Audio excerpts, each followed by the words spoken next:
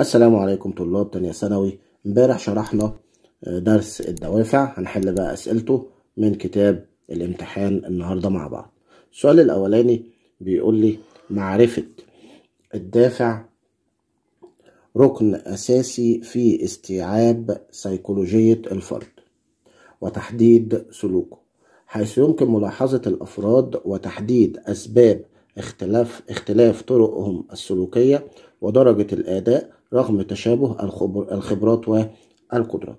هنا طالما المثال بيشير إلى معرفة الدافع أو معرفة أسباب السلوك الأفراد أو أسباب اختلاف طرقهم السلوكية، ويقصد هنا إن أنت بالدوافع بتقدر تجمع معلومات تتعرف بيها على سلوك الفرد وتتعرف بيها على الآخرين، وتقدر ان انت تفهمهم اكتر وتقدر ان انت تستوعبهم بشكل افضل.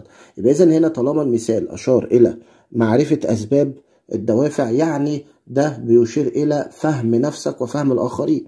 ماشي، الدوافع بتخلينا نفهم سلوكياتنا ونفهم سلوكيات الاخر. فين المفتاح يا جماعه؟ بيقول لي هنا بلاحظ سلوك الافراد، وطالما قال لي بلاحظ سلوك الافراد يعني بحاول اجمع عنهم معلومات عشان احدد اسباب سلوكياتهم واحدد اسباب طرق اختلاف اسباب اختلاف طرقهم السلوكيه، يعني بحاول افهمهم وافهم نفسي. فده طبعا بيشير الى ان الدوافع بتزيد من فهم الانسان لنفسه وللآخرين، ودي احد نقاط فوائد الدوافع. رقم 2، إن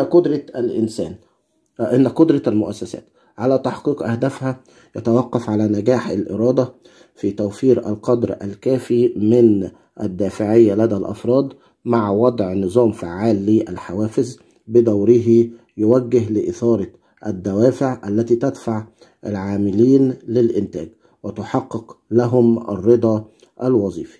تمام كده؟ طيب، بيقول لك هنا قدرة المؤسسات على تحقيق أهدافها بيتوقف على نجاح الإدارة في توفير القدر الكافي من الدفع. يعني كل ما هيزيد الدافع، بصوا هنا هو يقصد إيه؟ كل ما هيزيد الدافع كل ما قدرة المؤسسة على تحقيق أهدافها هتعلى.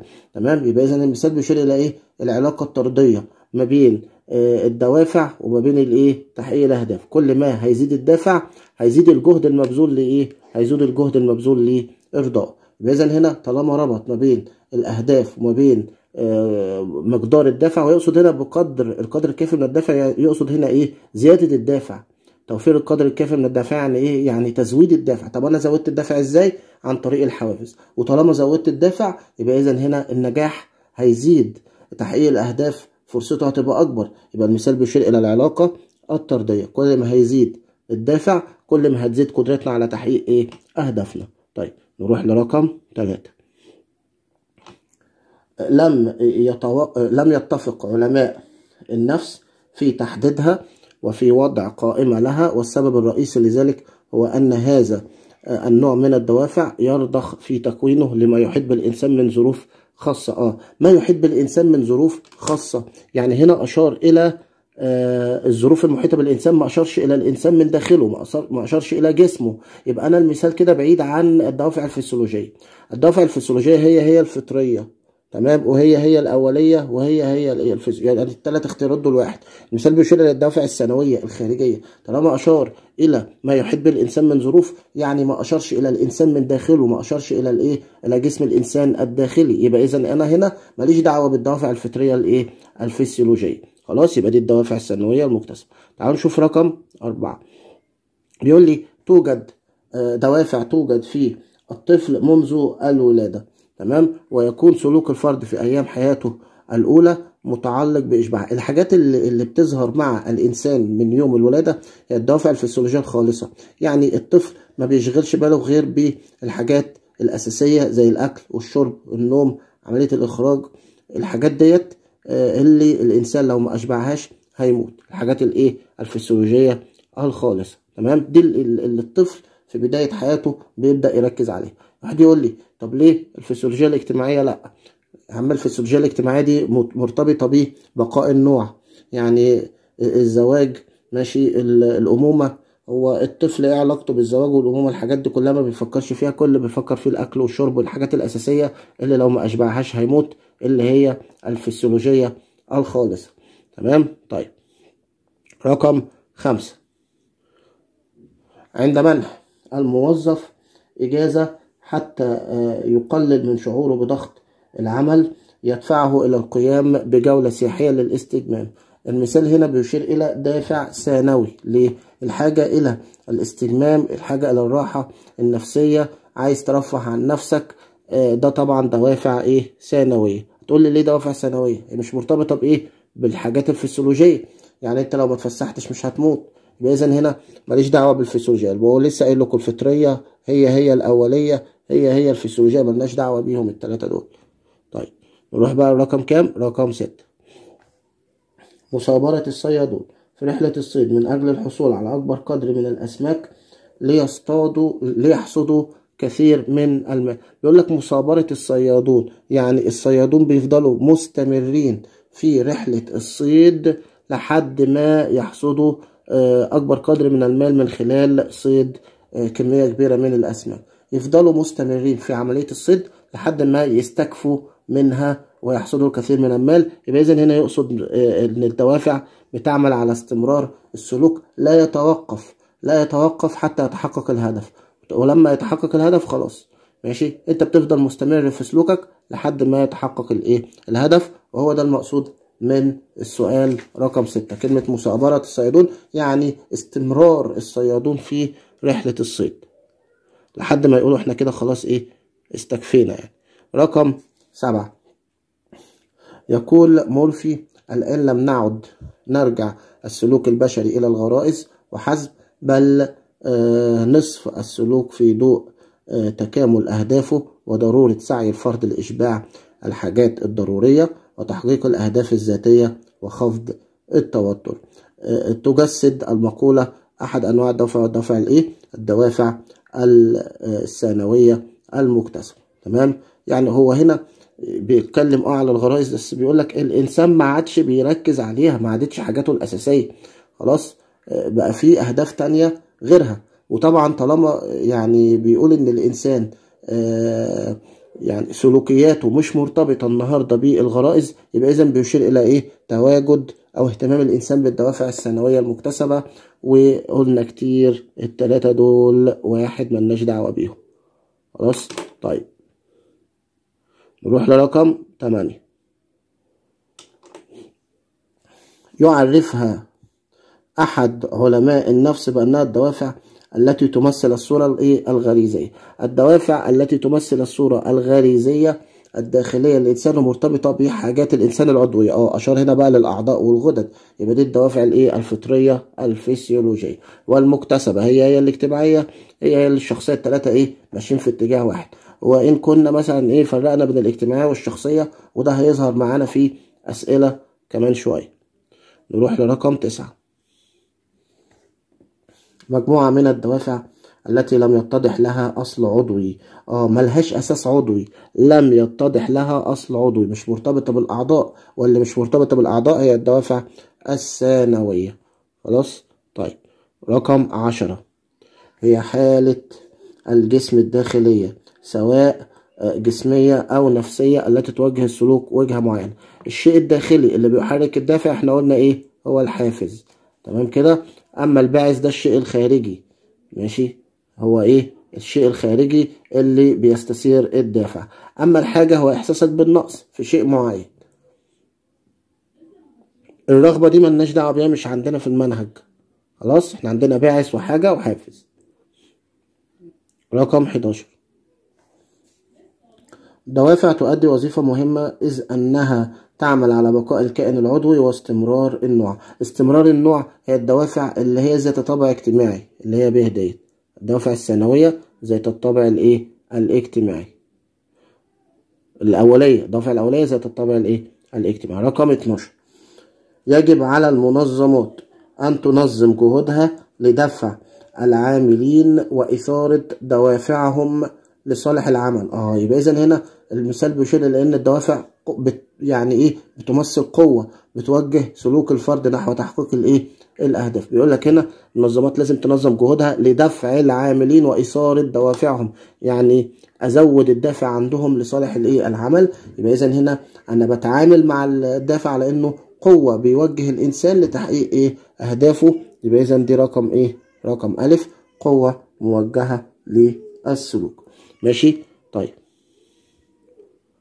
رقم 13، حالة من عدم الاتزان تولد نزوعا إلى النشاط بحثا عما ينقص ويرد الحاجات اللي بتنقص الفرد، يعني الشعور بالنقص. طالما هنا أشار إلى الشعور بالنقص يبقى ده تعريف الحاجة. 14، المفاتيح يا جماعة اللي بنحط تحتها خط ديت هي دي اللي بتتكرر معايا في الأسئلة. ماشي. يعني قد يكون معاك الإجابة لكن مش عارف ليه أنا اخترت الإجابة ديت، فأنا بديلك المفتاح بتاع الإجابة اللي لازم تكتبه عندك في سكتش أو كراسة، وتبدأ إن أنت تستخدمه في حل أسئلة شبيهة للي إحنا بنحلها. رقم 14، اقتراب اللاعب من الهدف يدفعه إلى المثابرة في العمل بكفاءة عالية. الدفع إلى المثابرة. يبقى إذن هنا اقترابه من الهدف بيحركه وبينشطه. ماشي. بيديله نشاط وحركة، كل ما يقرب أكتر كل ما النشاط عنده يزيد. يبقى إذن هنا المثال بيشير للوظيفة التنشيطية. 15، خطط أحد رجال الأعمال لزيادة الإنتاج من خلال إثارة حماس العمال ودفعهم للعمل، وذلك باتباع أساليب مثل المكافأة. طالما هنا اتبعت أسلوب المكافأة يبقى ده أنا استخدمت الحافز، استخدمت الحافز، يبقى ده الوظيفة التحفيزية، لأن المكافأة تحفز. لو أشار المثال إلى مكافآت مادية أو معنوية يبقى زي الوظيفة التحفيزية. نيجي مثلا في مثال يقول لك المعلم بيجي يدي الطلاب مكافآت أو شهادات تقدير الطلاب المتفوقين، دي وظيفة تحفيزية للدافع، دي وظيفة تحفيزية للدافع. رقم 16، لقد تندهش الأم من مشاكسة طفلها، ولكنها إذا عرفت أنه يشعر باحتياج شديد للعطف والحنان والحب وأنه يقوم بهذا السلوك لجذب الانتباه إليه، فإن هذه المعرفة ستساعدها على إدراك سلوك طفلها. بصوا هنا هي عرفت، جمعت معلومات عن طفلها إن هو محتاج للعطف والحنان والحب. يبقى إذن هنا المثال بيشير إلى فهمها لطفلها. ماشي. معرفتها بطفلها. يبقى إذن هنا دي ده بيشير إلى إن الدوافع بتزيد من فهم الإنسان لنفسه وللآخرين. وإحنا طبعا في مثال عدى علينا على النقطة ديت اللي احنا اخترناها انها بتزيد من فهم الانسان لنفسه وللآخرين. النقطة ديت كانت عبارة عن معرفة اسباب السلوك. معرفة اسباب السلوك يعني فهم سلوك الانسان. خلاص، فخدوها بقى كمفتاح للنقطة ديت. طيب رقم 17، يعد دافع الانجاز لدى الانسان من الدوافع الهامة والتي يتم من خلالها تحقيق الفرد لأهدافه الصغيرة ثم يقوم بتحقيق أهدافه الكبيرة، ويظل هذا منهجه باستمرار مدى حياته. خلاص. نستنتج من عبارة إحدى خصائص الدوافع. المثال هنا بيشير إلى الدورية. معنى الدورية. ماشي. دي دافع الإنجاز من الدوافع الشخصية اللي هي ليست دورية. يعني إيه ليست دورية؟ يعني الإنسان ما بيشبعش منها. يعني كل ما توصل لمرحلة في حياتك بتلاقي نفسك عايز توصل للمرحلة اللي بعدها. الإنجاز ما بتشبعش منه، مثلا جمع المال أو الثروة الإنسان ما بيشبعش منها. يبقى الدوافع الشخصية ليست دورية. ليست دورية يعني إيه؟ يعني ما بتوصلش لمرحلة الإشباع. أما الدوافع الفسيولوجية بتوصل لمرحلة الإشباع. يعني الدوافع الفسيولوجية زي الجوع مثلا، أنت جبت أكل وأكلت، هتشبع ولا مش هتشبع؟ هتشبع منه. يبقى إذن هنا طالما وصلت لمرحلة الإشباع يبقى إذن ده ده بيشير إلى إن الدوافع الفسيولوجية دورية. أما الدوافع الشخصية زي الإنجاز ليست دورية. ودي طبعا أحد خصائص الدوافع. نروح لرقم 18، إصرار الطفل أنه يعني أن يأكل بنفسه، ده دافع شخصي. دي دوافع شخصية، مش كل الأطفال كده. طالما هنا المثال بيشير إلى حاجة بيختص بيها بعض الأفراد دون الآخرين فدي دوافع ايه؟ دوافع شخصية. في أطفال ما ترضاش تاكل لوحدها، وفي طفل تلاقيه لا عايز أكل لوحدي. رقم 19. كتب العلماء أن المخ لا يستطيع أن يفكر دون الحصول على الأكسجين. الأكسجين يا جماعة طبعا هنا اللي هو عملية التنفس، مسؤول عن عملية التنفس من الدوافع الفسيولوجية الخالصة واللي بترتبط بحفظ حياة الفرد. احنا قلنا في الدوافع الفسيولوجية الخالصة إن هي مرتبطة بحياة الفرد، الإنسان لو ما شبعهاش هيموت. تمام. أما اللي بتحتاج لإشباعها اشتراك مع كائن آخر أو إنسان آخر، ده طبعا الدوافع الفسيولوجية ذات الطابع الاجتماعي. لكن المثال هنا بيشير إلى الإيه؟ إلى الأكسجين، يعني عملية التنفس اللي لو الإنسان لو ما تنفسش هيموت، يبقى إذن هي مرتبطة بحياة الإيه؟ بحفظ حياة الفرد. ماشي. اللي بتحتاج لوجود الآخرين وتشجيعهم دي الدوافع الإيه؟ الدوافع الاجتماعية. خلاص، دي الدوافع اللي هي يا جماعة الاجتماعية. هي إيه اللي بتتشكل وفقا لمعايير المجتمع وقيمه؟ دي الدوافع الفسيولوجية ذات الطابع الاجتماعي. لو انتوا بصيتوا في شرحها في الكتاب هتلاقوا ان الدوافع الفسيولوجية ذات الطابع الاجتماعي بيقول لك انها بتتشكل وفقا لمعايير المجتمع وقيمه. رقم 20. تؤدي إلى تحقيق التوازن الحيوي الذي يجعل نظام العمل يتحرك بشكل دائم وبانسجام حيوي. يتحرك بشكل دائم يعني بيفضل مستمر ماشي في حالة استمرار لحد ما يتحقق الهدف، ودي أحد فوائد الدوافع، تعمل على استمرار السلوك. كلمة يتحرك دي يعني بيفضل مستمر بشكل دائم، يتحرك بشكل دائم يعني بيفضل مستمر بشكل دائم. طيب رقم 21. سؤال الطفل: لماذا يسير القمر معنا إذا سرنا؟ ماشي. ده طبعا السؤال دوت بيشير إلى الفضول وحب الاستطلاع. بيسأل سؤال يعني عايز يعرف إجابة، يبقى إذن هنا دي حب استطلاع، يعني حب المعرفة.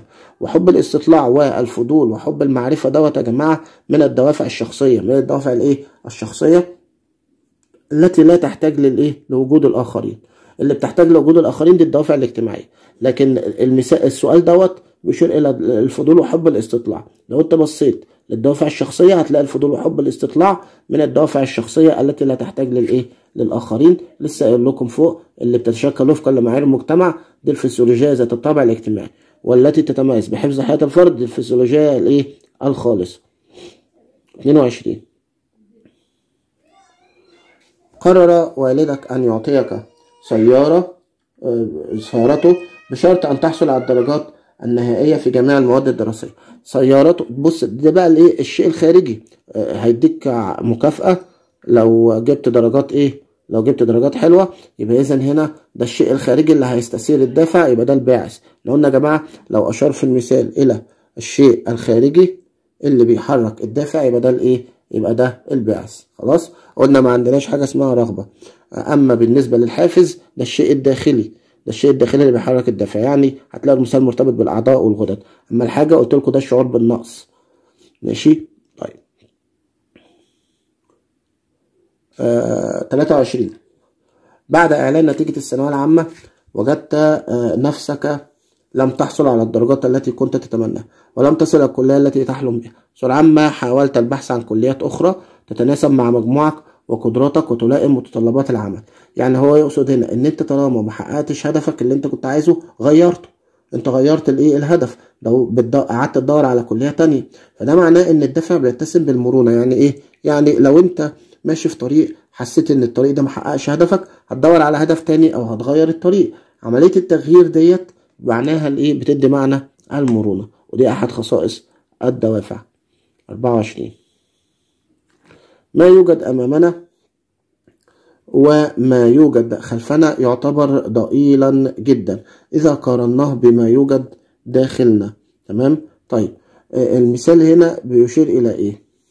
المثال هنا بيشير إلى يعني شيء مرتبط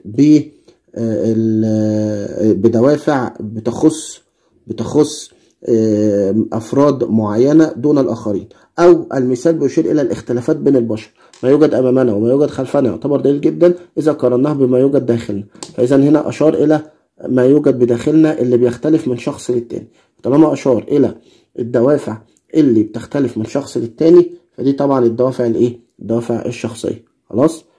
يبقى إذا هنا المثال بيشير إلى اختلاف الناس، يبقى دي الإيه؟ الشخصية. خدوا بالكم هنا ما أشارش الأعضاء وغدد عشان أختار الفسيولوجية أو الفطرية، أو ما أشارش إلى الغرائز، خلاص، ما أشارش إلى الدوافع اللي غالبا مشتركة بين الناس عشان أختار الاجتماعية، لكن يعني المثال استنتجنا منه إن في اختلافات، ماشي، بيشير إلى الإيه؟ إلى الاختلافات بين الناس، فده الدوافع الشخصية. طب رقم 25، إذا بحث الطبيب عن دوافع مرضاه سوف يتمكن من معرفة لماذا يهمل بعض المرضى اتباع نصائحه وإرشاداته. طيب المثال هنا بيشير إلى إيه؟ ببحث عن دوافع مرضاه، يعني بجمع معلومات عن المرضى، ويعني والمعلومات ديت علشان أقدر من خلالها أفهم المريض اللي قدامي إيه سبب إهمال بعض المرضى لنصائح وإرشادات الأطباء. يبقى إذن إنه عايز يفهم دوافع المرضى، يعني عايز يفهم المرضى بتوعه، وعايز يعرف طبيعتهم، وعايز يعرف ليه هم ما بيتبعوش النصائح والإرشادات. إذن هنا بيشير إلى إن الدوافع بتساعد الفرد على فهم نفسه والآخرين. فكلمة معرفة عدت علينا في سؤال قبل كده واحنا اخترنا على أساسها، والأسباب والدوافع برضو، معرفة الدوافع أو معرفة الأسباب عدى علينا كتير مرتين قبل كده واخترنا على أساسها النقطة دي.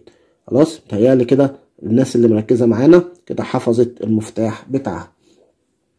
طيب رقم 26، امتناع الطفل الرضيع عن الرضاعة مؤقتا عند الشعور بالشبع ثم يعود إليها مرة أخرى. يبقى إذن هنا المثال بيشير إلى الإيه؟ بيشير إلى الدوافع الفسيولوجية اللي بتوصل لمرحلة الإشباع، أهو اللي بتوصل لمرحلة الإيه؟ الإشباع، أو شعوره أو امتناعه عن الرضاعة مؤقتا.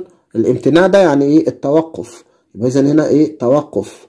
المثال بيشير إلى توقف الدفع، والمثال هنا طالما أشار إلى التوقف أو الامتناع، يبقى إذن هنا المثال بيشير إلى إن الدوافع الفسيولوجية، ما هي الرضاعة دي أكل، والأكل دي دوافع فسيولوجية، والدوافع الفسيولوجية مالها دورية. يعني إيه دورية؟ يعني الإنسان بيشبع منها، الأكل، الشرب، النوم، الحاجات دي كلها. إذن الدوافع الفسيولوجية بتوصل لمرحلة الإشباع، يعني دوافع إيه؟ دورية. لو أشار في أي مثال إلى دافع فسيولوجي زي الأكل، زي النوم، زي التنفس، الدوافع ديت أو عملية الإخراج أو حفظ درجة الحرارة في الجسم، كل دي اسمها دوافع فسيولوجية. لو أشار إليها بتختار إن الدورية في إشباع الدوافع، لأن الدوافع الفسيولوجية بتتسم بالإيه؟ بأنها دورية، يعني بتوصل لمرحلة الإيه؟ الشبع أو الإشباع. رقم 27، ميل الطفل لمساعدة أمه وأبيه في المنزل. دي دوافع طبعا إيه؟ الإحساس بالانتماء والمشاركة. طبعا دي دوافع اجتماعية. لو انت بصيت لي المشاركة المجتمعية أو مساعدة الآخرين، دي دوافع يا جماعة غالبا موجودة عند كتير من الناس. رقم 28، استدل عالم الفيزياء على وجود الجاذبية من خلال مشاهدة الظواهر المختلفة التي تؤكد وجودها، وتشترك كلها في صفة واحدة، وهي النزعة إلى التحرك نحو مركز الأرض، هادفا التوصل إلى قانون عام بشأنها. طالما هنا قال لي يستدل، لو انت بصيت لي أول خاصية في خصائص الدوافع، ماشي، قلنا فيها إيه؟ إن أنا ما بشوفهاش بشكل مباشر، لكن بستدل عليها من سلوك الفرد. وهنا طبعا عالم الفيزياء استدل على شيء من وجود شيء أو من مشاهدة شيء، يبقى إذن بيشير إلى إن المثال ده بيشير إلى إن الدوافع لا نلاحظها بشكل مباشر. ليه يا جماعة؟ لأن أنت لو كملت شرحها هتلاقي النقطة دي أول نقطة في خصائص الدوافع، بيقول لك الدوافع لا نلاحظها بشكل مباشر ولكن نستدل عليها من سلوك الفرد. طالما أشار في المثال إلى الاستدلال، يبقى هتختار على أساسه إيه؟ إن الدوافع قوة لا نلاحظها بشكل إيه؟ مباشر. رقم 29، طالب المجتهد هو من يتبع مقولة من طلب العلا سهر الليالي، فيركز كثيرا في واجباته لكي يصل إلى النجاح في الحياة. إذن هنا هو يقصد إن المقولة ديت لما بيتبعها دي بتزود نشاطه وبتزود حركته، ماشي. إذن المثال بيشير إلى الوظيفة التحريكية أو الوظيفة التنشيطية للدوافع. بإذن هنا هختار اللي هي به ديت محرك للفرد تجاه احتياجاته. النشاط والحركة بيزيدوا لما بتبص لهدفك وتقرب منه. طيب نروح بقى الرقم 30، يشير قانون أوم إلى أن زيادة الجهد ستزيد من قيمة التيار، كما أنه إذا زادت المقاومة في الدائرة الكهربائية فإن التيار سينخفض. ماشي. طيب المثال هنا بيشير إلى إيه؟ إلى العلاقة الطردية. بص، زيادة مع زيادة، يبقى دي العلاقة الإيه؟ العلاقة الطردية. زيادة الجهد ستزيد من قيمة التيار. زي كده إيه أما قلنا في الوظيفة الطردية من خصائص الدوافع إن كلما زادت قوة الدافع زاد الجهد المبذول لإرضاء. زيادة مع زيادة ده بيشير إلى الإيه؟ بيشير إلى الوظيفة الطردية. أي مثال هيجيلك بيشير إلى زيادة حاجة بتؤدي إلى زيادة حاجة تانية، ده معنى العلاقة الإيه؟ الطردية أو الوظيفة الطردية للدفع. 31 يعد الفضول. الفضول الفضول وحب الاستطلاع، أنا لسه قايل لكم من شوية في سؤال، الفضول وحب الاستطلاع من الدوافع الإيه؟ المكتسبة الشخصية. نروح بقى ليه رقم 32. عند مشاهدتك مباراة لفريق مصري مع آخر أجنبي وكانت المباراة على وشك الانتهاء، ووجدت الفريق المصري ازدادت حركته داخل الملعب استعدادا للوصول لتحقيق الفوز. يعني نشاطه زاد، يعني حركته زادت. يبقى إذن هنا المثال بيشير إلى الحركة، والحركة يعني إن زيادة الإيه؟ النشاط، يبقى تنشط سلوك الفرد.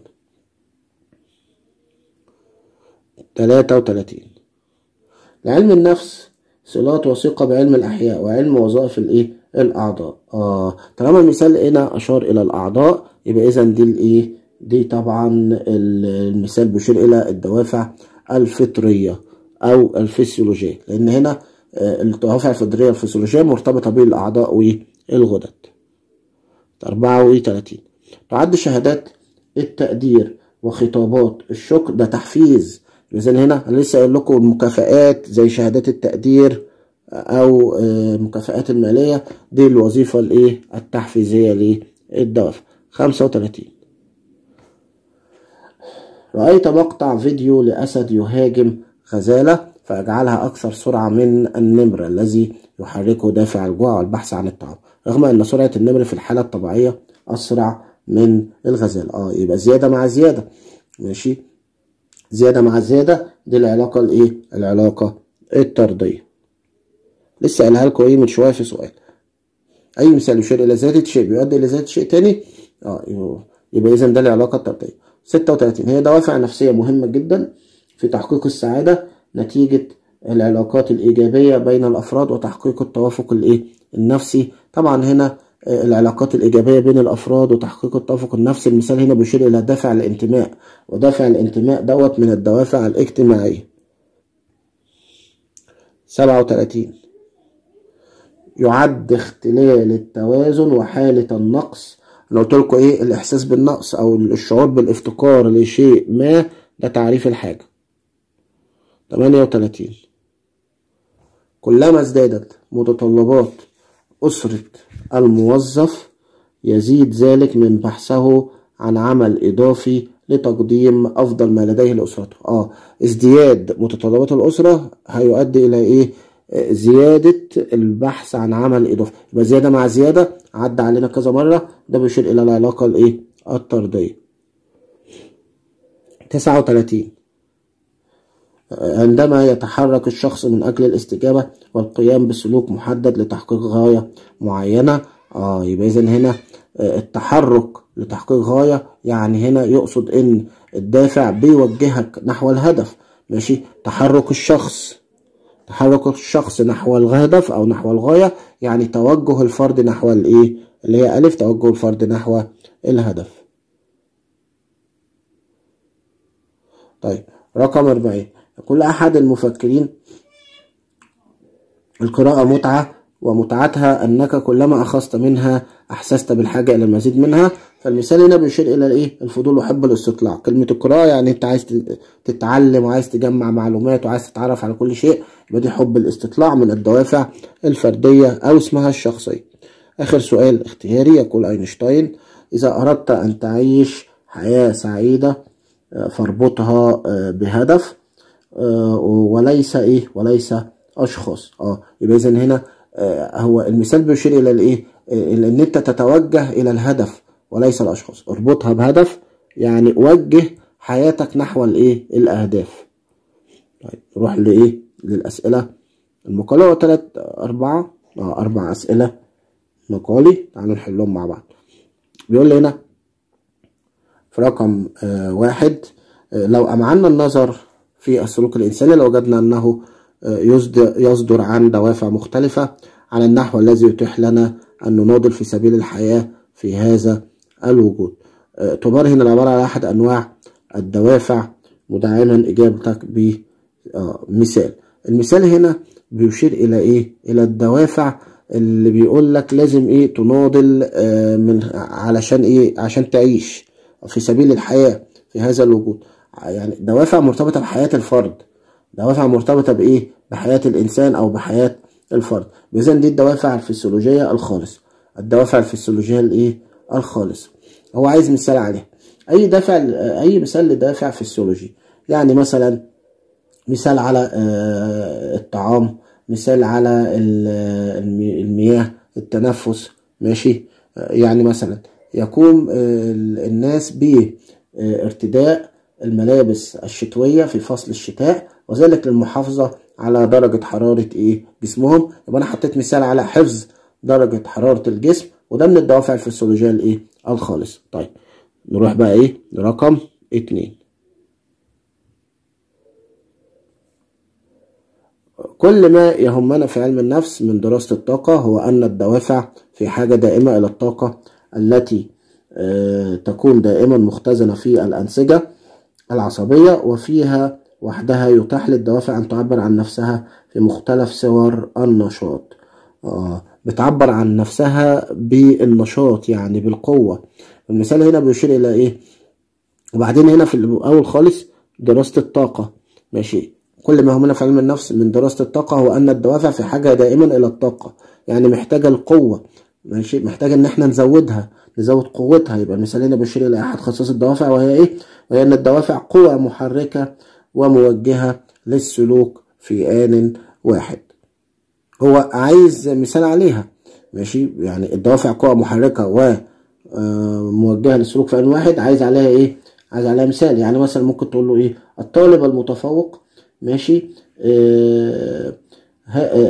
التفوق يمثل لديه دافع يجعله في حالة اجتهاد مستمر، ماشي، ولا يمل حتى يتحقق التفوق ويصبح من الايه، ويصبح من المتميزين. يبقى اذا هنا ده مثال على ايه؟ ده مثال على ان الدوافع قوة محركة وموجهة للسلوك في آن واحد. طيب السؤال اللي بعد كده بيقول لي رقم 3: يعرف صلاح بيومي الدافع بأنه قوة تؤثر في تفكير الفرد وإدراكه للأمور، ماشي، والأشياء، كما أنه يوجه السلوك الإنساني نحو الهدف الذي يشبع إيه؟ يشبع رغباته.